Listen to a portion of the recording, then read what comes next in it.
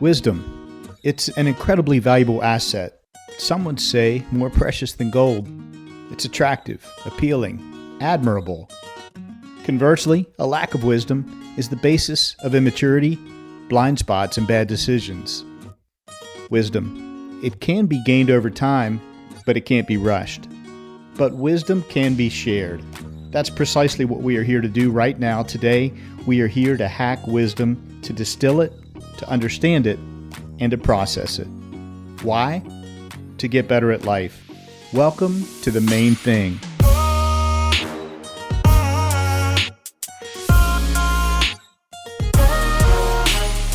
This is your new Wisdom Podcast.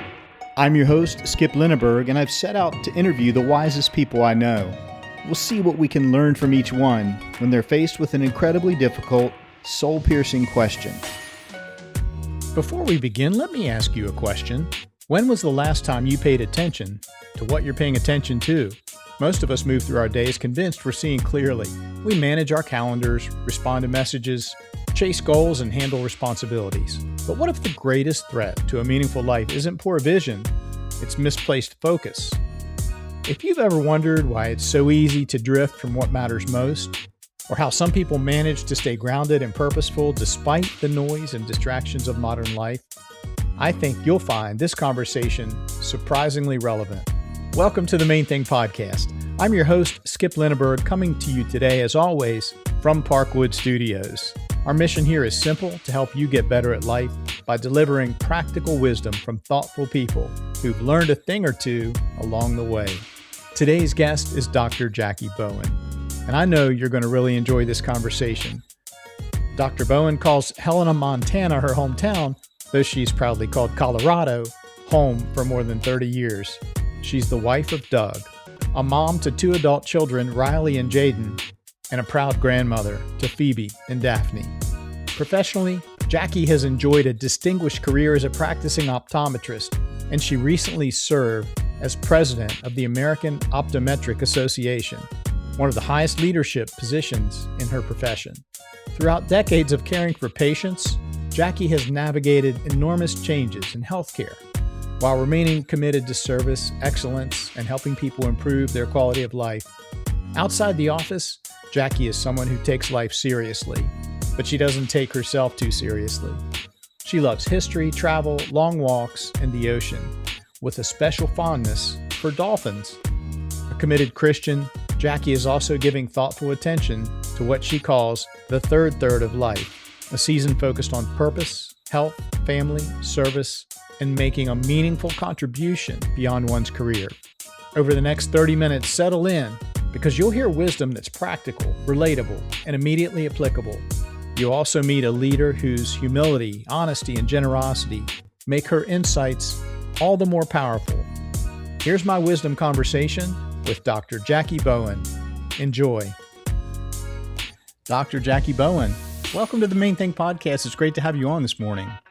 Thank you, Skip. I'm honored to be here. And I really mean that. As I've been reviewing your past guests, I have to say my little chronic imposter syndrome sort of crept in that I might be one of the wise people worthy of being a guest on your show. So I really am looking forward to our chat. Very kind and very humble.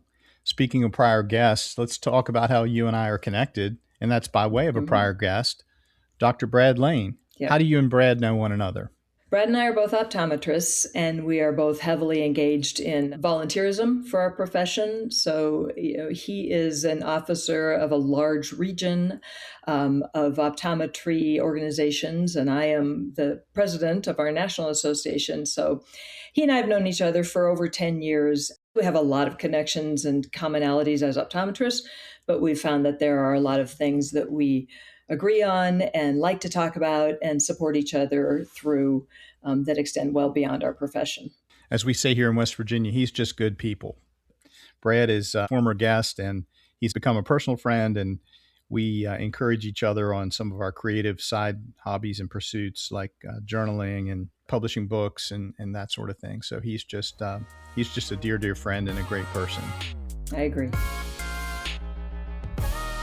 You're an optometrist, and we'll talk more about that in a moment, but you help people see the outer world, and our study of wisdom this podcast topic often involves inward looking to hopefully arrive at insight. And so I contend my new thesis for today is that one can't exist without the other. And I wanted to share that with you because I wanted to say that I appreciate what you and Brad do. And I just wondered if you had any thoughts about that as you hear my thesis for this morning. I love those thoughts. My practice is called Sea Life Family Vision Center, and it's spelled SEE, life, but we also have an ocean theme. Now, in the middle of Colorado, that's a pretty unique theme to have in your office, but you step in and there's Adirondack chairs. We have a big saltwater aquarium and, of course, beach decor throughout.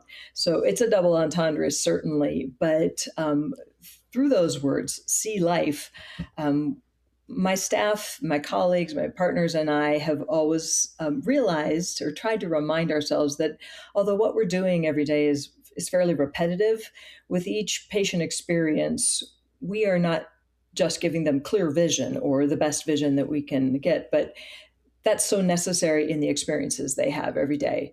And even if it's not someone who has crisp vision, what you do with your eyes and so much neurological connection with your brain, so many things that you process throughout the day, all day, involve the vision and the eyes, both from a literal optics standpoint and a perception standpoint. So yeah, those are great thoughts. Jacquie, as you and I were getting to know each other and just getting acquainted a little bit for today's podcast, you shared with me I think a really rich and enlightening story about the early years when you went into you opened up your own optometry practice. And there was a lot going on at the same time in your life, very early into that stage. Would you tell that story? I bought a practice shortly after I finished my residency in Denver. I bought a practice in Greeley, which is about an hour north of Denver. Not necessarily a community we would have selected, but the opportunity presented itself. We had some struggles, we had some blessings, but I became a practice owner. And as we established ourselves in the community, we decided to have children. So my first pregnancy was really quite good. I have to say I'm a little bit pregnancy arrogant in that I never was sick. I'm a tall woman. I carry it pretty well.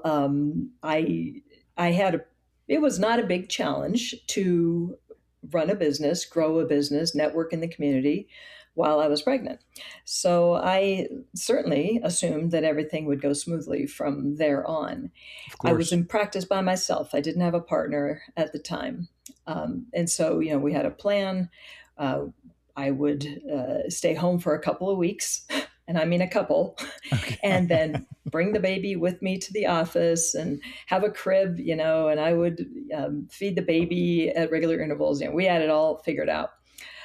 Toward the end of my pregnancy, though, it was discovered the baby was breech, head up, feet down. That's not the way it's supposed to be. Right. And we discussed some options, but basically decided on a C-section. And that really kind of rocked my world. I thought, wait a minute, all this has gone so perfectly. Why is this happening? And I got pretty upset, talked to some friends who'd been through the same thing, got myself to a point of grace where, okay, this is no big deal. Abby was born. She had a little breathing trouble. They whisked her off to the nursery. And a couple hours later, when I saw her next, she was in an ambulance transport unit because it had been discovered that she had a pretty significant heart defect. Oh. The aorta, major blood vessel coming off the top of the heart, was constricted. And she was in a situation where we couldn't care for her in the Greeley hospital. So they had to take her down to the Denver Children's Hospital. Mm-hmm. So that was next level devastating. And we prayed for her constantly. She was in good hands, but it was a couple of days before I was able to get down to Denver. My husband went down there. Recovering from a C-section surgery, which is no small thing. My mom, who's in Montana, she came, right away, sooner than she was anticipating. Then we got down to Denver, and it was discovered that she would have to have heart surgery. So she was 3 days old when they opened her up and went in and did some repair. And I thought, oh my gosh, a breech baby, that was no big deal. A little breathing, no big deal. My child has to have heart surgery. I'm like, this is as bad as it gets. I can't even I can't believe this is me. This is happening to us? And it was a Yeah. scary situation. So she, did well in surgery, and over the next couple of weeks, she was having some trouble feeding, and her recovery was a little slow. Her wound healing was a little slow, and they had done some genetic testing prior to surgery with some blood. And back then, it took a couple of weeks to get that kind of information back. So when Yeah. she was 2 weeks old, they pulled us into one of those little private family conference rooms and told us that she had a condition called trisomy 13, which is each of the parents gives one chromosome, numbers 1 through 23. And if you end up with 3 instead of 1 from mom, 1 from dad, she ended up with 2 from mom, 1 from dad. So that's trisomy, 3 chromosome 13s. Okay. There's a lot of genetic information on number 13, so there's a lot of things wrong. And they told us at that time, this is not compatible with long life. Had we known, we would not have put her through this surgery. But she didn't have a lot of the outward physical characteristics that they would look for. So life changed at that point. Yeah. And we were facing day to day, not knowing how long she would live, and some pretty extensive medical training and medical decision making at that point. Here you are, new parents, first child, new optometry practice. Wow. You were fighting a battle on so many fronts. Right. It was, so many times throughout her life. She lived for 20 months and 11 days. She was a hospice patient pretty early on, so we had that support. Doug and I are, well connected in our church, in our community, so we had a lot of support. But so often people would say, "How do you do this? How can you handle this?" And when you're in it, you just do. Looking back on that, though, I asked myself that: how did you do that? It's a lot of supernatural intervention. The abilities that you have in a situation of crisis are astounding. I'm so sorry for your loss, and God rest her soul. Thank you. Do you feel like you grew from that experience, that perhaps you developed a new supply or appreciation for how to call upon your resilience? I had no choice but to figure out how to be resilient. Yeah. If I wanted to be successful in my business and, move on to what life would look like after Abby. It was really a period of coping. And when you're in a coping zone of life, which I know you have some experience with, you have to really figure out how to be in the moment and recognize when your capacity is at max. So we had to figure some things out. I went to work 3 days a week. My husband went to work 3 different days a week. Okay. And whoever, we had a small bedroom. The bed was pushed up against the wall. So whoever was working the next day slept near the wall, and whoever was on duty with Abby all night slept on the outside to get, access, to get out. So little things like that. Because of her medical condition, she was on oxygen and she had a feeding tube and multiple medications. So you couldn't get the 15-year-old down the street to babysit for her. So hospice was just a godsend for us to have some respite care. The longest she slept in 20 months was 40 minutes.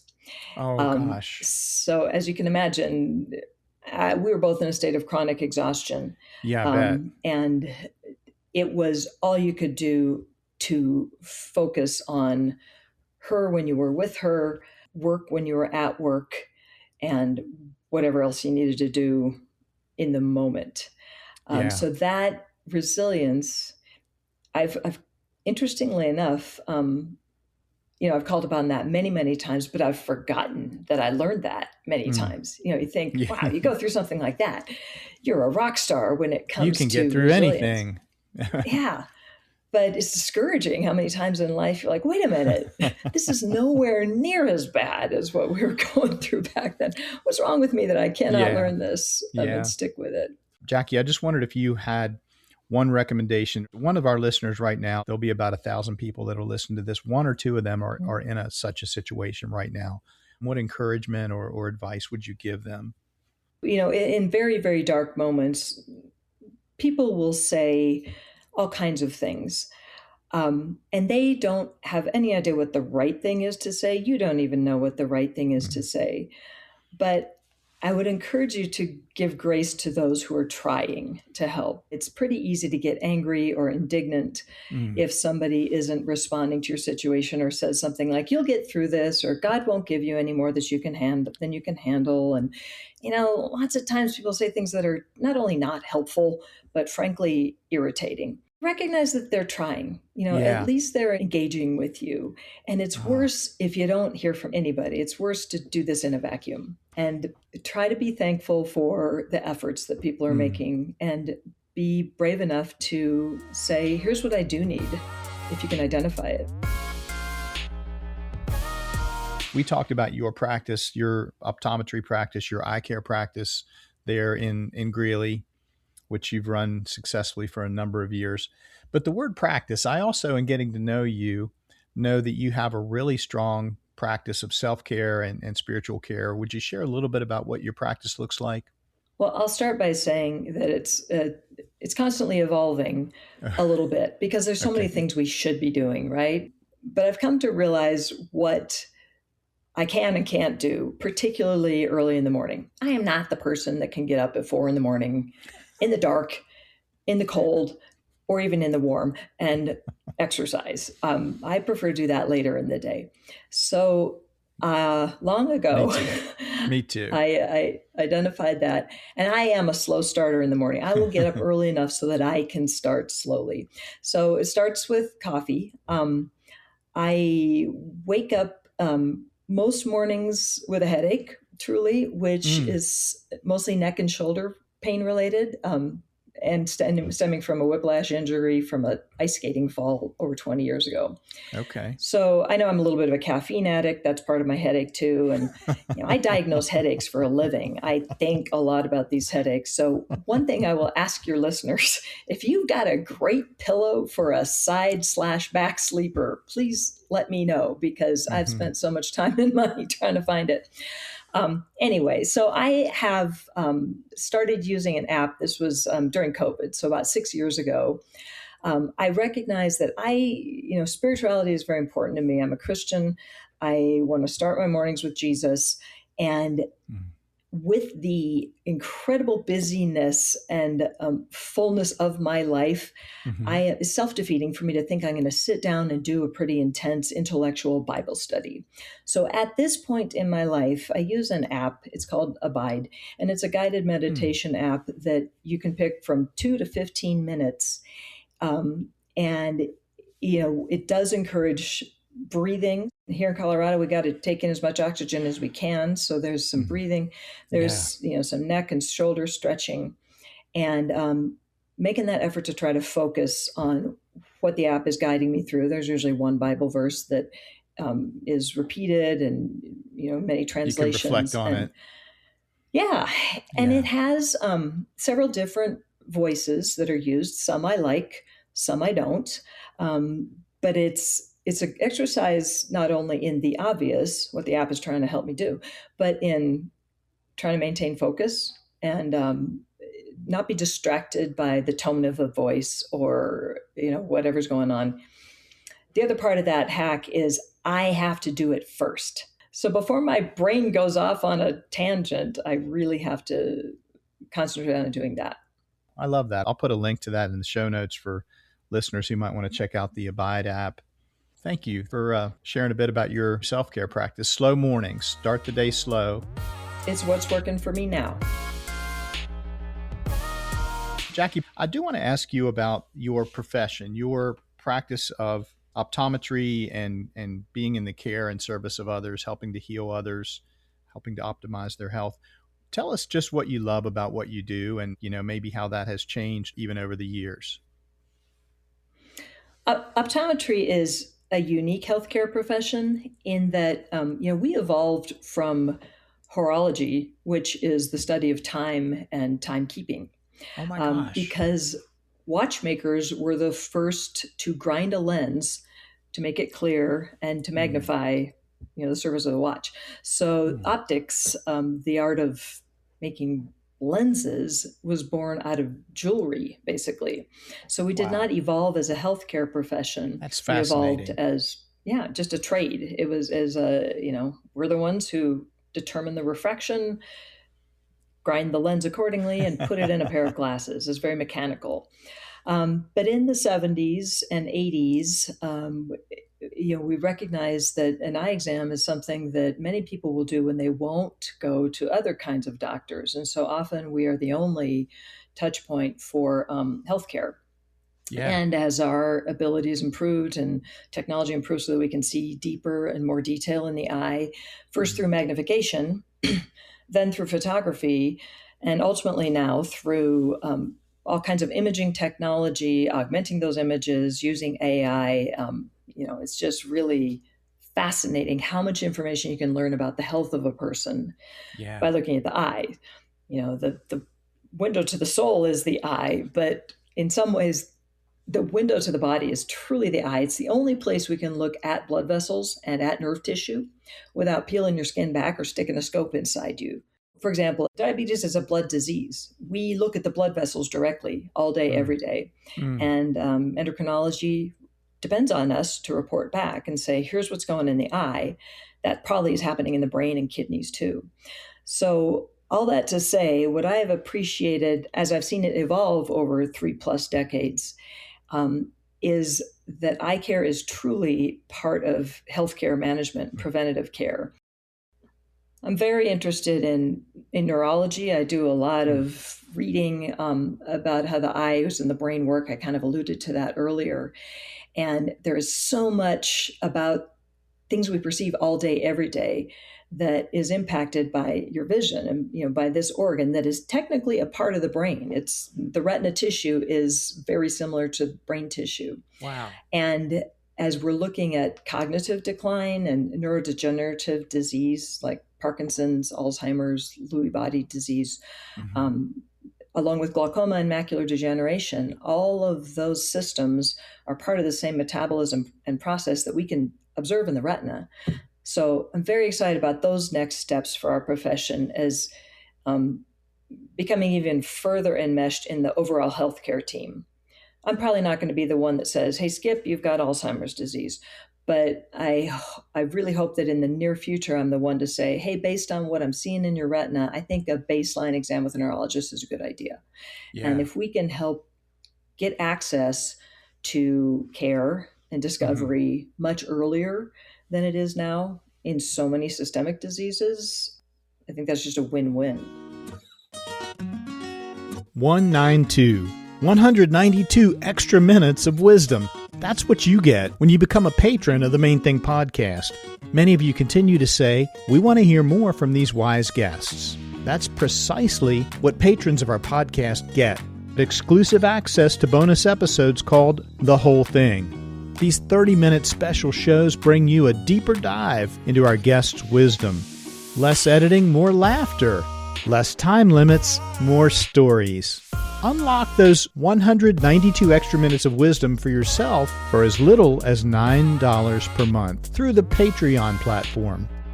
And when you become a patron, you also get access to wisdom essays, behind-the-scenes glimpses, and access to special patron-only wisdom gatherings. Head over to patreon.com/The Main Thing Podcast. Go unlock your 192 extra minutes of wisdom. Dr. Jacquie Bowen, what's the main thing you've learned in your lifetime so far? Skip, the main thing I've learned in my lifetime so far is to do what you're doing while you're doing it. Do what you're doing while you're doing it. I love that. My mind is going in about 10 different places. I'd love it if you would just kind of lead us through and unpack that. I know there are layers of meaning and nuance packaged into that simple sentence. Sure. Yeah. It could be phrased much more eloquently and intelligently. I realize those are very basic words, but as we've talked about earlier, there have been times in my life where all I can eke out is a very basic mantra. Yeah. When you and I first started talking, I didn't have to think about my main thing. As a Christian, I've really appreciated the main things that some of your previous guests have said. And as a woman, I've appreciated it. As a profession, I've appreciated them. And for me, this one main thing has truly been with me for a long, long time. It is more than just focus. So, some might say, well, that's just a way of saying focus on what you're doing. What you're doing at the time may not require focus.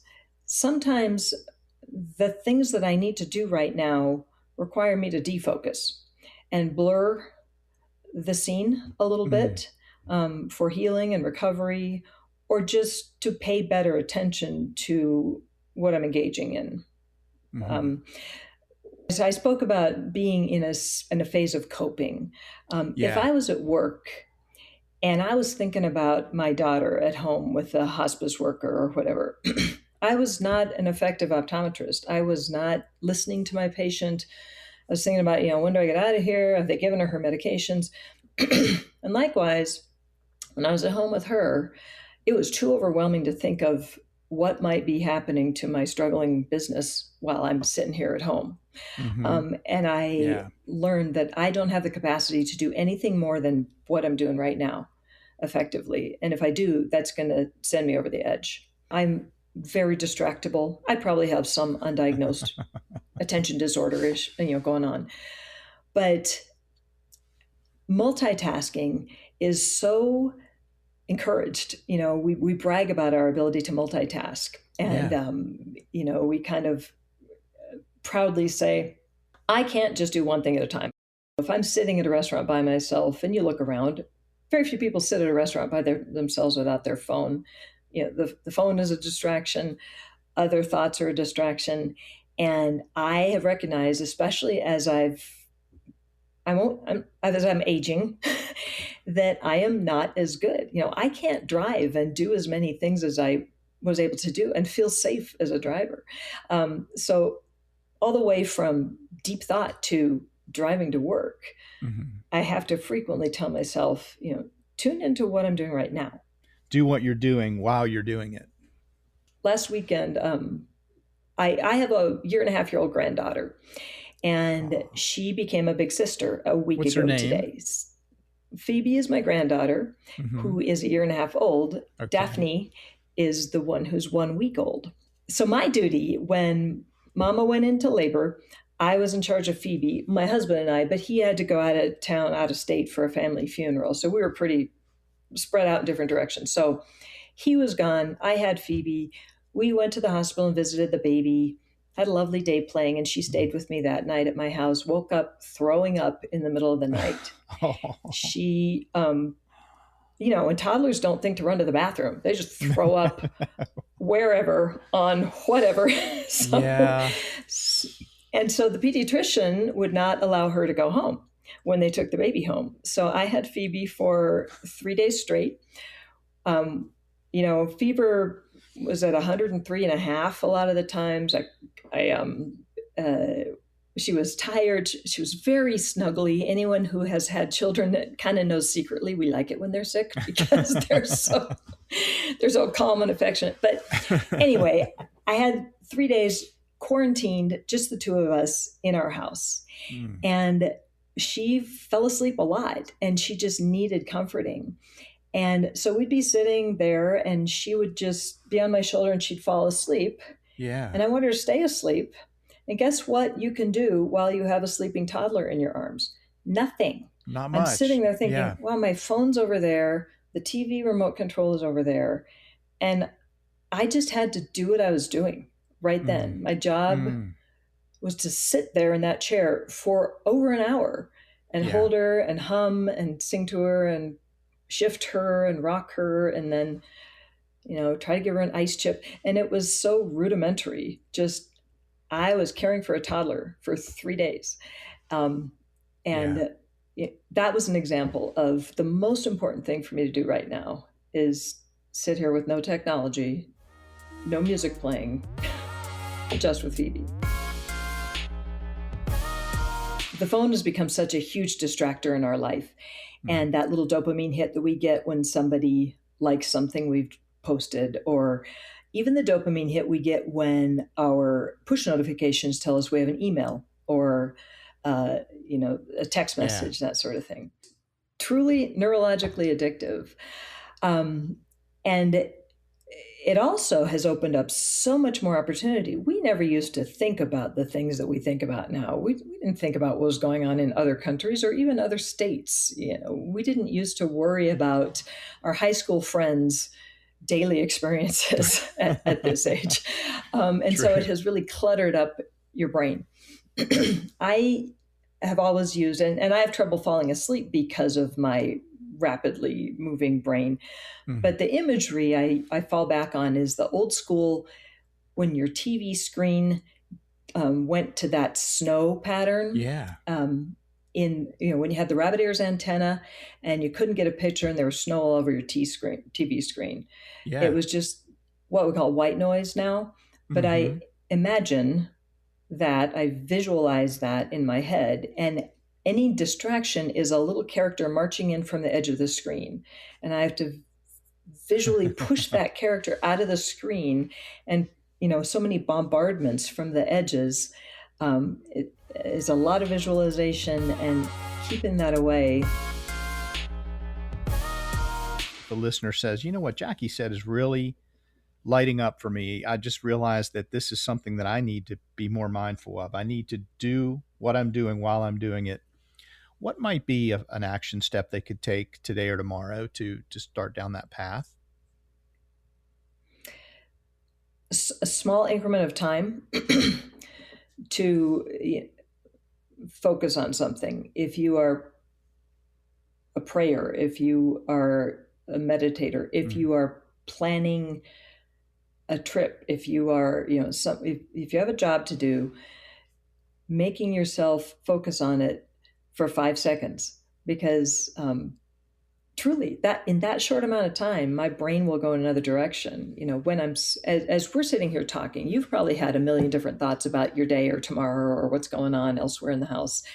And rather than chastising yourself for losing focus, or say, I'm going to sit and focus on this for 30 seconds, and if that's too long and you've lost it, don't beat yourself up. It gives you another opportunity to refresh. So, Jackie, you're ending up your presidency of AOA, and you and I are both in the final chapters of our current career. How are you planning for that transition? What is that looking and feeling like in your heart and in your mind? I'm having a million conversations with myself and with other people about it. I'll tell you, first of all, my family has loosely engaged in a New Year's tradition of picking a word for the year. And my word for this year was release. Oh my I gosh. really value my identity, not only as an optometrist, but as a leader in the community, certainly as a leader in the AOA. It's important for me to come off this way or that way, but releasing some of those identities and recognizing that was a great accomplishment, an important phase of my life, but the next phase is going to include some different identities. I don't have to ditch those or lose them, but they're going to step backstage a little bit more. And what is going to emerge as on stage? So frequently I get asked, when are you going to retire? Or, who do I need to see next? Yeah. Now, I don't engage all of those people in these conversations, but it's interesting to me, when I do have time to talk about it, what different things come out of my mouth, because it's different from day to day. Some days it's like, I don't want to talk about macular degeneration and dry eye one more time ever in my life after the end of this year. And other times it's like, I am scared of being bored. I am confident in my expertise as an eye doctor. If I don't get to do that, I'm going to go crazy, so right now there's just a whole lot of swings. I like art. I'm a singer, and my husband is too. And so there's been that opportunity to sing over the years. But I kind of like to explore some other things. These two little granddaughters are, that's opportunity. I don't intend to be their daycare, but I intend to be fun and take opportunities of, in life, usually in the first part of your life, you have time. And in the second part, you don't have any time, but you might have some more money. And so I'm looking forward to a time when I have time and money to do some things, travel, that I didn't have to do. So, it's not without fear too, because I'm turning 60 this year. So it's just a big year of finality. Jackie, this has been just dynamite. It's just been a fabulous wisdom conversation. What would be your parting thought for our audience? When we first started talking, I mentioned this imposter syndrome, which I think a lot of professionals, a lot of leaders, especially a lot of women leaders, struggle with on a regular basis. I would have dreamed, if you had asked me at age 25 what life would look like now, or what I hope it will look like, I would have listed most of the things that I've got going on right now. But I could not be at this place had I not said yes when asked to step out of my comfort zone. AOA presidency is it's a big deal in our profession. I am the 105th AOA president, but I'm the fourth female. There have been 4 Coloradans who've been AOA presidents. So it's not something that a lot of people get to do. And I'm deeply appreciative of the opportunity to do this. But it came by, when someone says to you, will you serve on this committee, or will you call this legislator? Will you write a check to this campaign contribution? Will you volunteer at this health fair?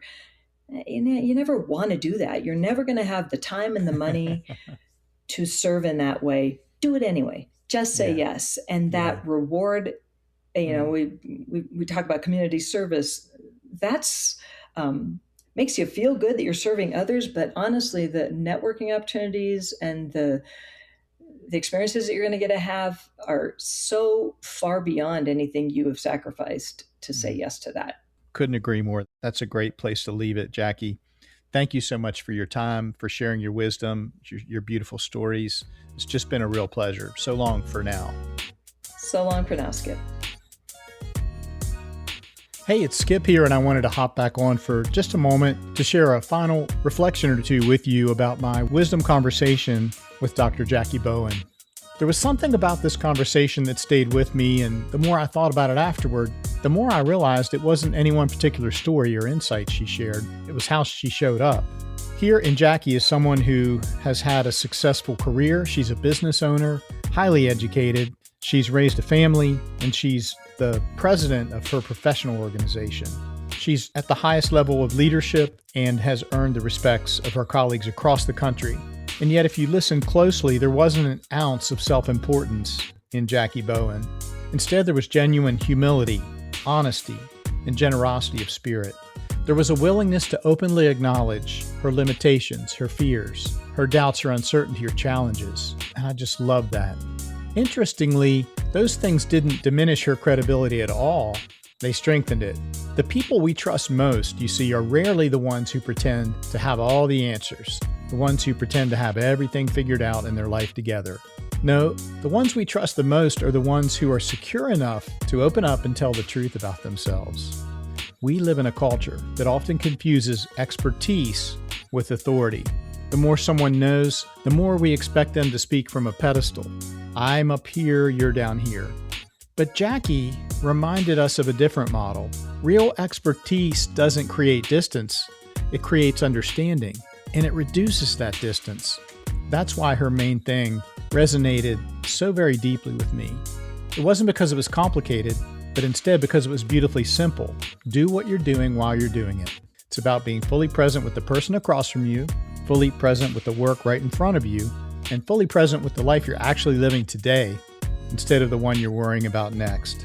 Maybe that's why Jacquie, with her humility, honesty, and generosity, felt so refreshing.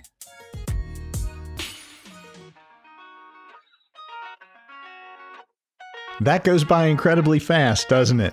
Time flies when you're hacking wisdom. Thank you for listening to this wisdom conversation. Let's give a big hearty thank you to the crew of the Main Thing podcast. These are the folks who truly keep the wisdom pipeline flowing. Audio engineer Bob Hotchkiss, strategy advisor Andy Malinowski, public relations and partnerships guru Rachel Bell, social media and digital marketing expert Chloe Linneberg, graphic designer Emma Malinowski, and of course our patrons, those generous folks who provide monthly funding support to help underwrite our costs of production. I couldn't do it without you, nor would I want to. Your feedback matters a lot. If you have a question, a suggestion, maybe an idea, or even a nomination of a future show guest, I'd love to hear from you. Email me at info@themainthingpodcast.com. Well, that's a wrap for this show. I'm your host, Skip Linneberg, signing off for now and inviting you to join us again next time for another special delivery of wisdom.